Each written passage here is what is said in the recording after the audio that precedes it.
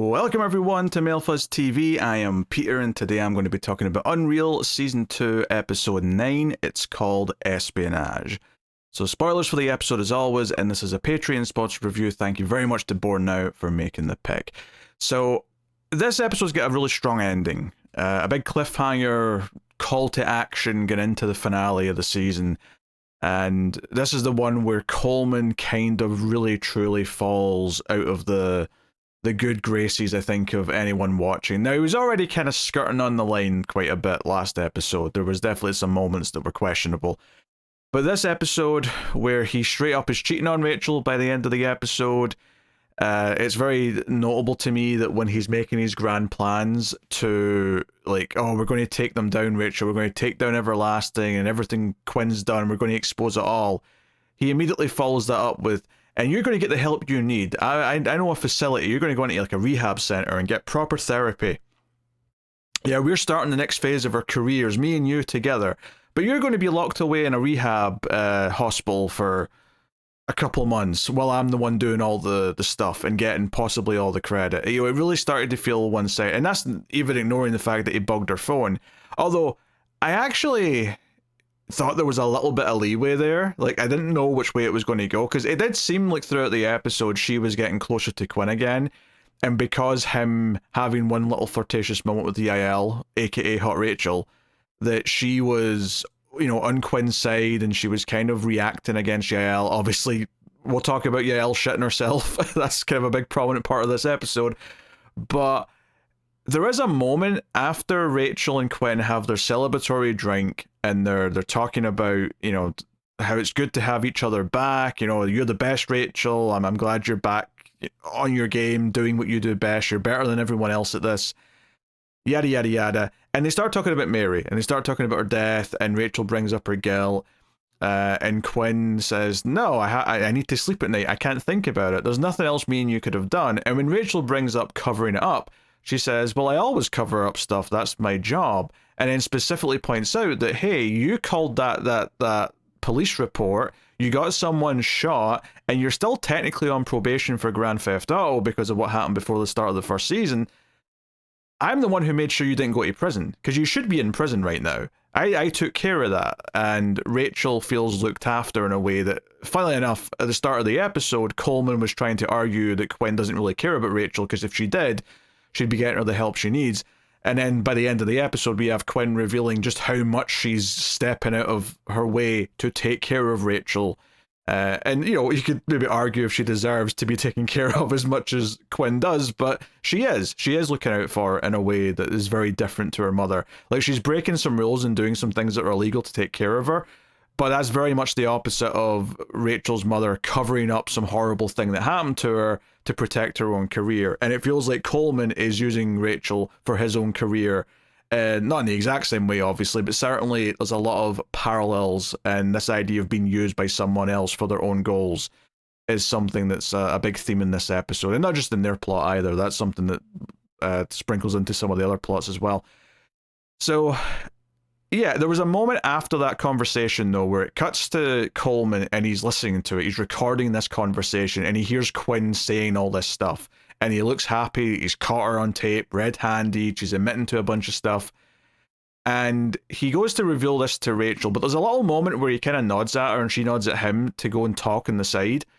And I actually thought for a second that maybe Rachel was still on his side and had been working to gain Quinn's trust all episode to get this confession. And because my first reaction was, oh shit, he's listening in, this is a complete betrayal of Rachel. But for a little like 30-second period here, I thought, oh, maybe she's in on it, maybe she like agreed to this and this is all about taking down Quinn and she is on Team Destroy Everlasting. However, he then confesses that he did it and she did not know about it, and she obviously, you know, reacts appropriately to that. It's clear that no, he has done this by himself. He's not worked with her as a partner. He's just went behind her back and done something and then claimed it's for her own good and claimed that it's for the both of them. Something that she, of course, kind of questions and is clearly starting to not be so convinced that Coleman's actually got her best interests at heart.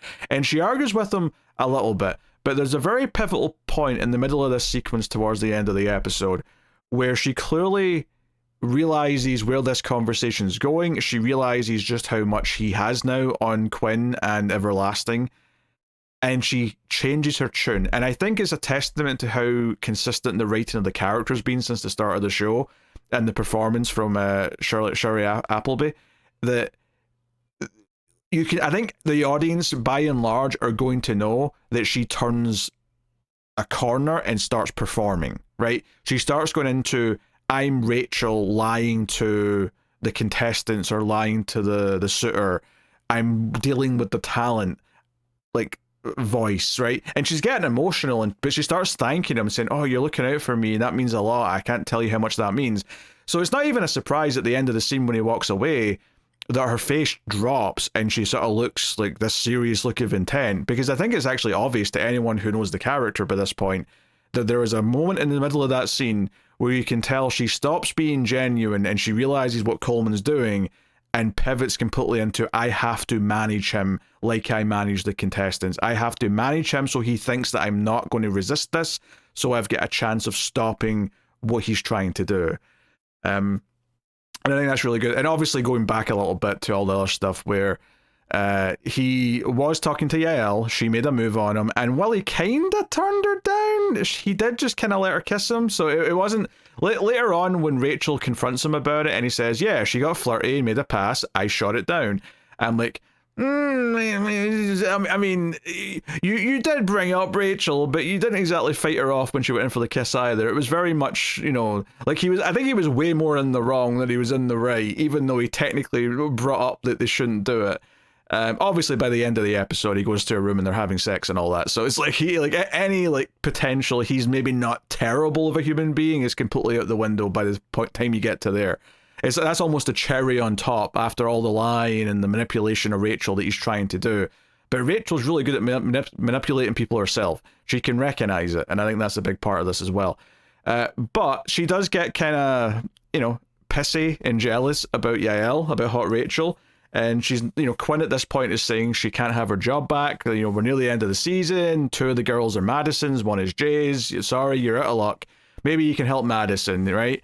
And when she hears that Hot Rachel needs some help with her dress and to get her into makeup, Rachel just has this moment where she stands up and we get this low angle shot looking up at her when she's in the back of the trailer, and it very much looks like the hero shot of someone standing up and they have a plan. And it's like, yeah, Rachel here, I'll go help Hot Rachel. And it's notable that she starts calling her Hot Rachel, which obviously she's not done all season, because why would she want to call her that? It's demeaning to her. So she goes and gets her, but she immediately lies about the dress that Yael asked for, right? She throws away the blue dress and claims that it got burned by the costume department. But here's a white one. This one looks great on you. Wear that. So you don't actually know what she's got up her sleeve.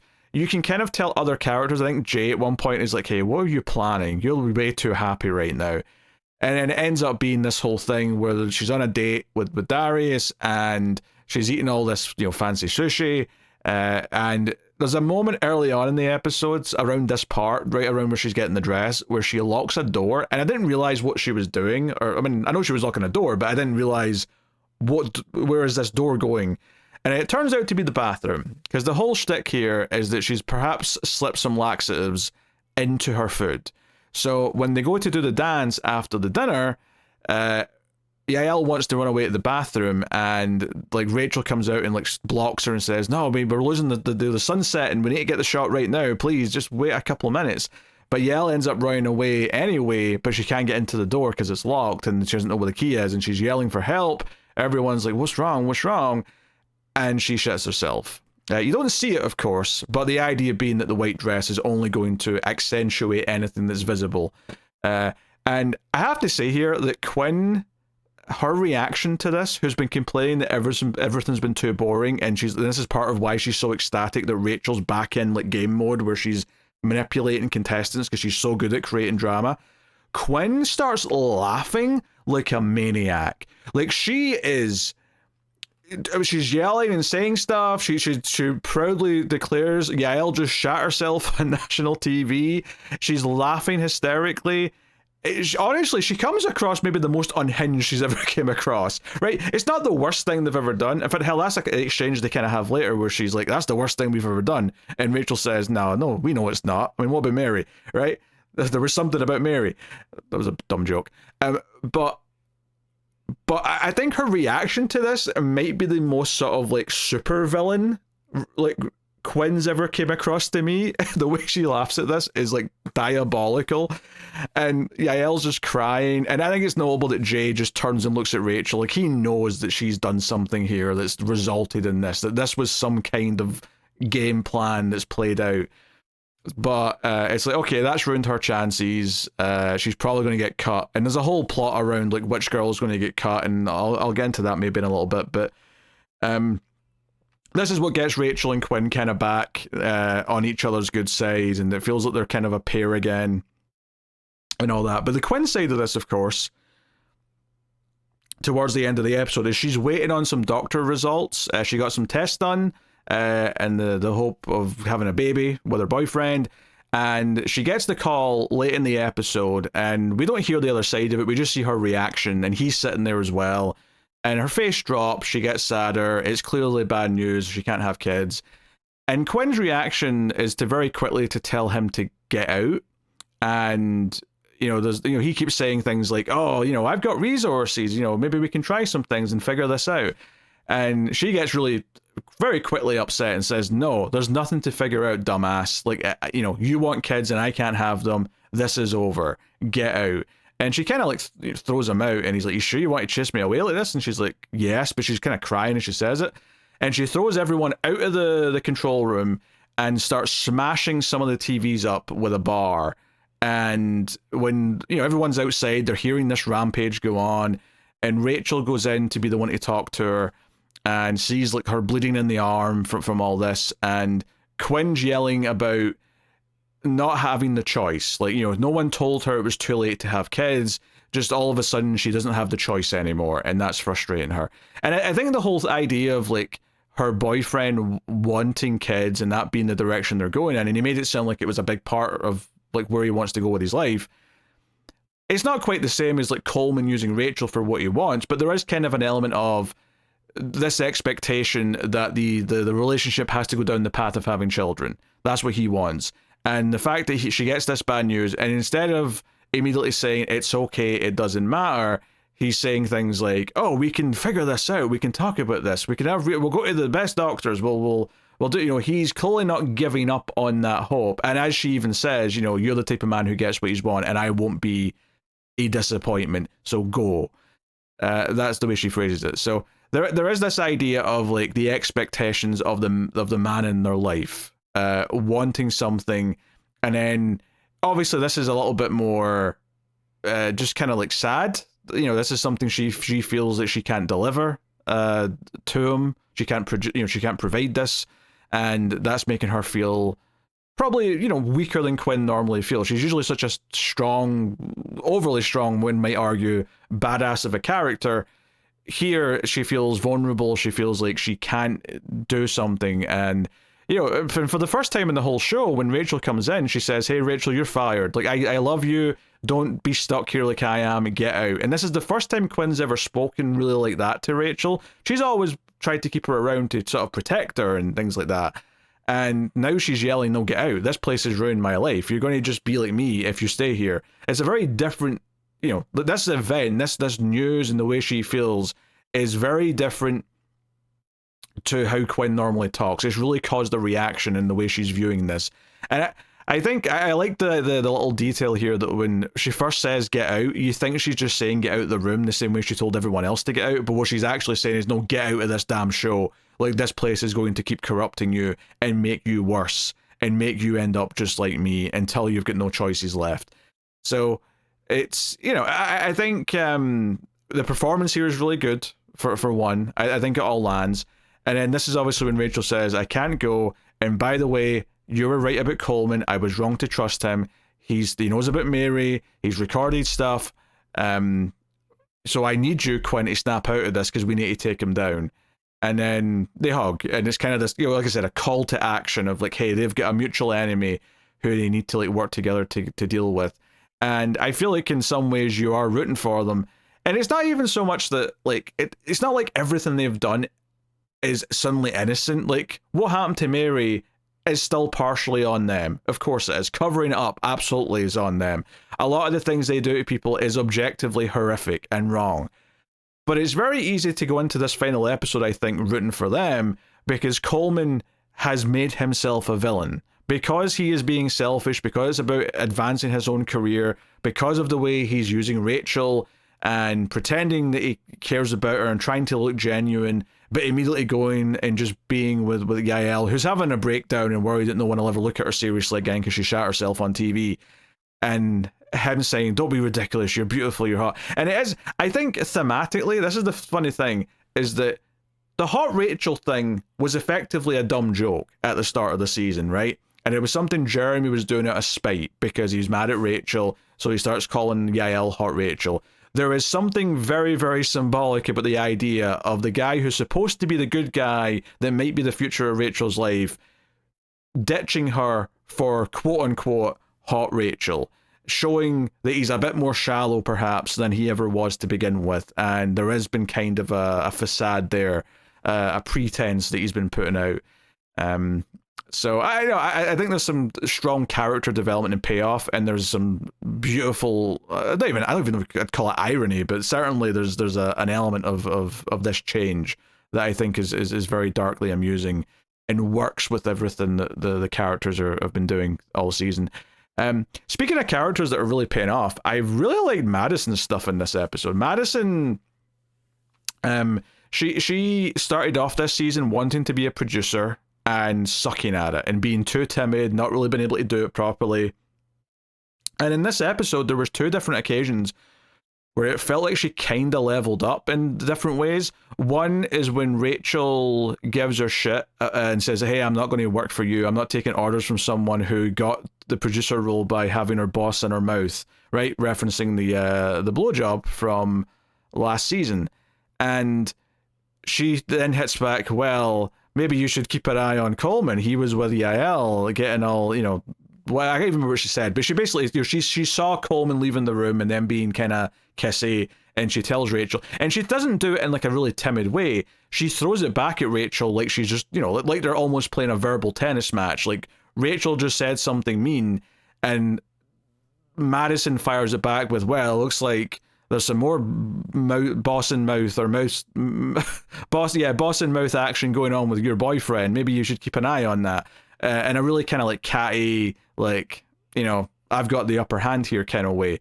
And that, you know, sets things off in the Rachel plot, of course. But it's a really strong moment for Madison because it feels like, oh, she's got a bit more of a spine than she did at the start of the season. She really has changed. And I think the capper on that is later on when she's having to convince Chantal to not drop out, which is another whole subplot here that Jay convinced her to drop out because Darius doesn't want to look bad for picking Tiffany over her in the final. But if she drops out gracefully on her own, then the audience won't hate him and she won't be the loser, quote unquote. She'll have went out on her own terms. So Jay tried to manipulate this, and by the end of the episode, Quinn's like just bad-mouthing Jay constantly because he's failed to do everything, and both Madison and Rachel have provided results of some kind.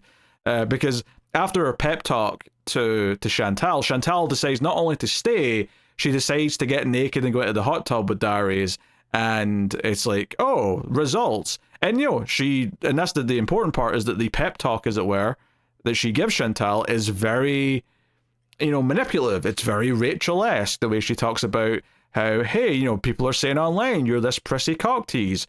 You know, you just need to show him how you really feel. You need to open up. You need to do this. You need to, you know, and she's not as good at it necessarily as Rachel yet, but it is kind of manipulative. It's very mean. It feels like she's pushing the buttons that we've seen some of the other producers push at various points. And it kind of feels like, hey, this is not something she was able to do at the start of the season. And over the course of the season, she's toughened up a little bit, which is not necessarily a good thing. It's not, I mean, it's maybe good for her career because this is the line of work she's in, but it's, on a human level, it doesn't feel that nice that she's able to do this now. But she does. It feels like a change in the character. So, you know, that's pretty cool too. So yeah, there's lots of little things. Like at one point, in the hot tub, she reaches down, and again, Quinn made me laugh by yelling out "dick grabbing," and she puts her hands in her ear or whatever. And the therapist chimes in, "Do we ever clean that hot tub?" And Quinn response to that made me laugh, which was, "Oh yeah, every time." Oh, I forget his name. The presenter character that they always badmouth, Graham. That's it. Every time Graham's in it, after every time Graham's in it, we clean it, which I just thought was funny. They all seem to shit on him a lot, and he is kind of the butt of a lot of jokes. And to be fair, he's never given us a reason to not make him the butt of jokes, but it is something that comes up constantly. I feel just these little digs here or there throughout. So no, I think that was a fun little subplot, because I think early on in the episode I was like, okay, I mean, all this like politicking to like who's going to stick around and who's leaving, because you've got Tiffany, who's kind of the favorite, and you know, people are saying Darius is going to pick her, but then on the little date they have on the mini golf or whatever it is, he's kind of cold and says, oh, maybe we rushed things having sex last night, and she feels kind of like a bit off about that. Meanwhile, Chet starts off being very jealous that apparently she's going to end up with Darius, but then when things get colder, because the first time he goes to see her, Tiffany says to him, look, I like Darius, I want to win, and he's going to pick me, and I'm sorry if you don't like that, Chet, but it's just the way it is, despite the flirtatious scene they had last episode. And then later on, after she's feeling kind of bummed that Darius has kind of shot her down, you know, she's immediately flirty with him again, right? She's flirty with Chet, and they have a whole comedy beat here where, you know, Chet says a line about, oh, you know, any guy would give his left nut to get a taste of you, and she's like, do you want a taste? And he goes down on her up in the balcony while the dinner date with Yael's happening downstairs, and they end up like hitting something at one point, and they make a noise, and they have to kind of, you know, skedaddle off.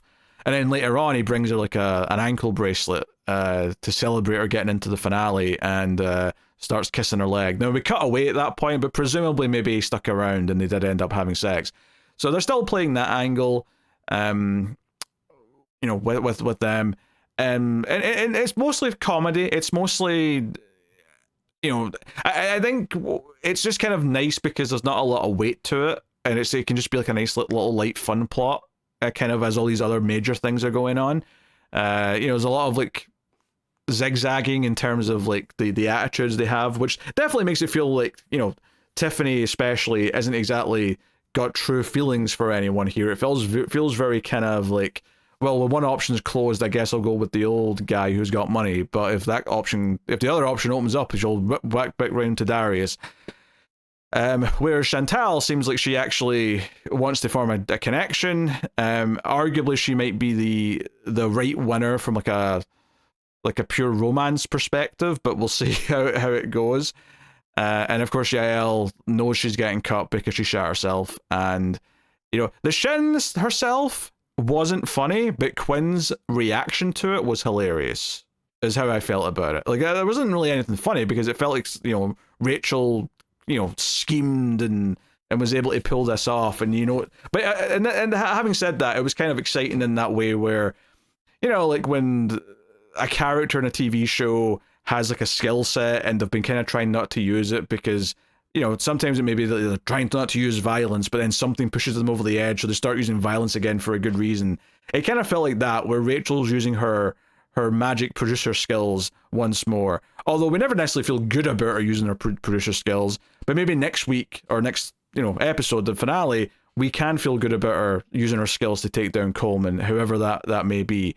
But it is interesting just how quickly she transitioned into, oh, I'm having to play him now. Like, now I'm going to keep him thinking that we're in a good place, because that makes the opportunity to solve this, you know, because if she made a fuss and stormed off and sort of like severed the relationship, it would be much harder to fix this. Whereas, you know, presumably going along with everything whilst working with Quinn is going to give her the opportunity to, you know, maybe steal his phone, his laptop, whatever she goes to get, or whatever they do to try and ruin his reputation to make sure he can't do it. Maybe some blackmail. Maybe they'll have something on him and he'll have to keep it quiet or whatever. But yeah, I don't know.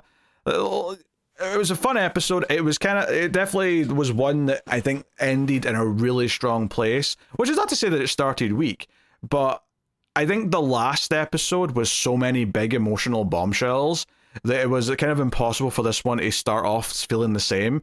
But I think by the end of the episode, with all the Rachel, Yael, and like, you know, Rachel and Quinn becoming like a pair again, and improving that relationship, and then the ending leaving us on this sort of moment, and then Quinn's big breakdown after the Doctor news was a good sequence, and it was her acting her ass off and kind of showing some vulnerability when she, you know, like, it's almost like she puts up such a front to be this tough character that the idea that, like, I'm sure it's killing her that anyone is aware that she's having a moment of weakness here. I'm sure that's eating at her, because she's the sort of character who wants to put on a tough front at all times. So, yeah. But it says something that Rachel's the one that can go in and speak to her, is that she's the one that can go in and actually, like, not get yelled at in the way that everyone else did, which maybe shows there is a real relationship there, even if they put each other to the test a lot. So, yeah, no, it's good stuff. I'm looking forward to the finale, and we'll see how that wraps up next time.